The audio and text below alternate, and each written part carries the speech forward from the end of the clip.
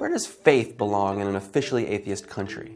In China, that question is existential, not only for believers, but also for the state. Recent bans on worship by Hui Muslims and discussions between the Vatican and the Chinese government that could give China control over the selection of local Catholic bishops have renewed fears that President Xi Jinping is turning back the clock on religious tolerance. How these moves are handled and received has broad implications for China's stability.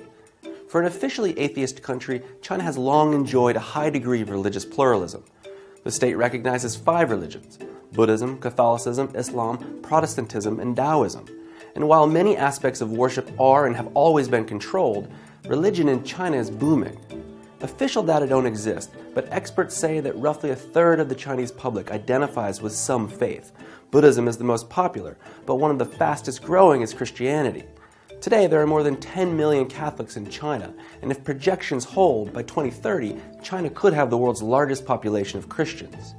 Whether that growth continues is one of the great unknowns of the Xi era. Last year, Xi called for all religions to become more Chinese-oriented.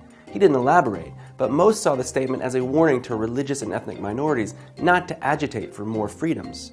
Others took the order literally. In Jiangxi, village leaders told Christians they could escape poverty only if they replaced posters of Jesus with portraits of the president. Sinicizing religion carries risks, but Xi's quandary is not a new one.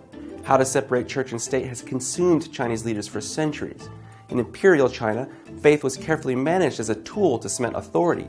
Only the emperor, the son of heaven, had the mandate to communicate with the divine. What sets China's current approach apart is its brazenness. Historically, monarchs have trod carefully when managing the religious field, aware that striking at institutions viewed as legitimate in the eyes of supplicants could backfire. Xi may be emboldened by the recent elimination of the presidential term limit, which will enable him to rule indefinitely. But by returning China to the altar of authoritarianism, Xi is gambling that the party can serve as the country's savior.